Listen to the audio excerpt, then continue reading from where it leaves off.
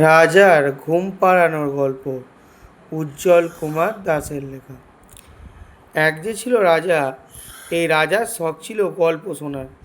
ঘুমিয়ে পড়ার আগে গল্প না শুনলে তার ঘুম আসতো না।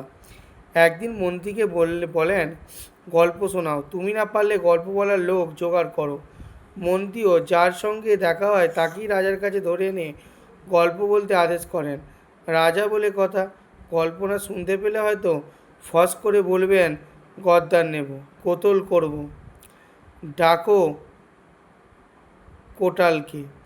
মন্ত্রী, সেনাপতি, কোটাল পাত্র, মিত্র, রাজপুরোহিত সবাই ভয়ে ভয়ে থাকেন কখন কার ডাক পড়বে রাজাকে গল্প শোনাবার। যার যখন ডাক পড়ে তিনি তখনই রাজাকে গল্প শোনাতে ছুটে যান। এভাবে সকলের গল্পই একদিন শেষ হয়ে গেল। আর নতুন নতুন গল্প কেউ বলতে পারে না। গল্প বলতে শুরু করলেই রাজা বলেন, ও গল্প তো শুনেছি, অন্য গল্প বলো, না পারলে অন্য লোক নিয়ে এসো। একসময় ডাক পড়লো রাজ্যের সাধারণ মানুষের। গল্প বলার লোক চায়। গল্প না শুনলে রাজার ঘুম আসে না। না ঘুমিয়ে ঘুমিয়ে রাজার শরীর খারাপ হতে লাগলো। তখন রাজা আর মন্ত্রী গোপন পরামর্শ করে এক নতুন উপায় বের করলো। রাজ্যে ঢেরা পিটিয়ে সেই কথা জানিয়ে দেওয়া হলো যে গল্প আরম্ভ করবে সেই গল্পের শেষ যেন না হয়। অবিরাম গল্প বলে যেতে হবে। যতক্ষণ রাজা জেগে থাকবেন ততক্ষণ গল্প বলে যেতে হবে।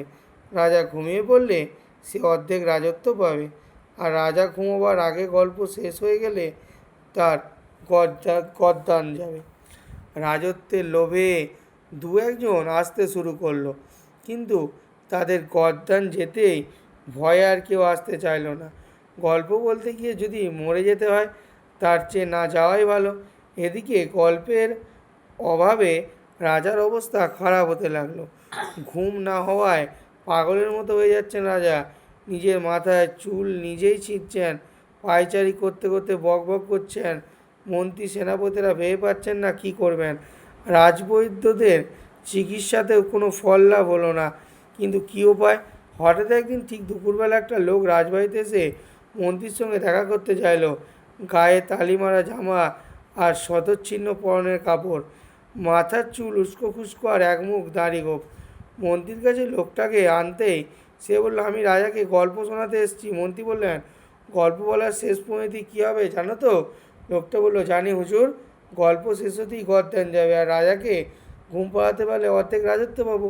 তবে আমি মরেই আছি, না হয় রাজার জল্লাদের হাতে মরব।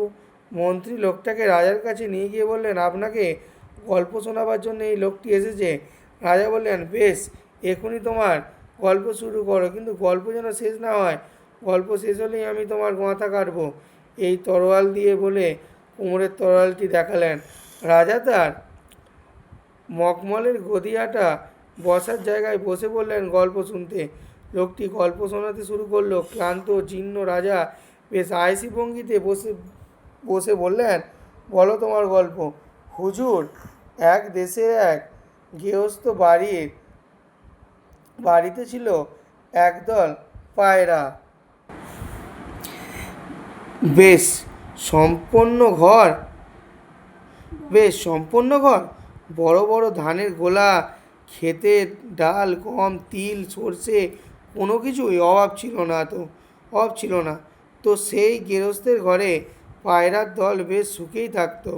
আর কথায় আছে, সুখের পায়রা। সম্পূর্ণ বাড়ি ছাড়া পায়রা বড় একটা থাকে না। রাজা বললেন, বেশ বেশ, বলে যাও। তবে সুখ চিরকাল কারো থাকে না।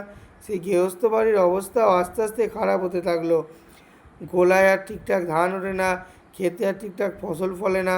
পায়রার দলেও পায়রার সংখ্যা কমতে লাগলো। তো হুজুর, একদিন রাত্রে কীভাবে সেই গৃহস্থ বাড়িতে আগুন লেগে গেল। যে কটি পায়রা ছিল দিশেহারা হয়ে উড়ে পালালো, কিন্তু রাত্রে পাখিরা ঠিকমতো দেখতে পায় না, তাই কে কোথায় গেল বোঝা গেল না।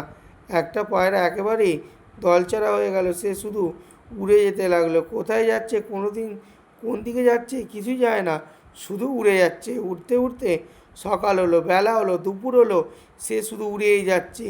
যে আগুন সে দেখে এসেছিল সেই ভয়ে কোথাও বসতে পারছে না। এভাবে উড়তে উড়তে খুব খিদা পেয়েছে তার।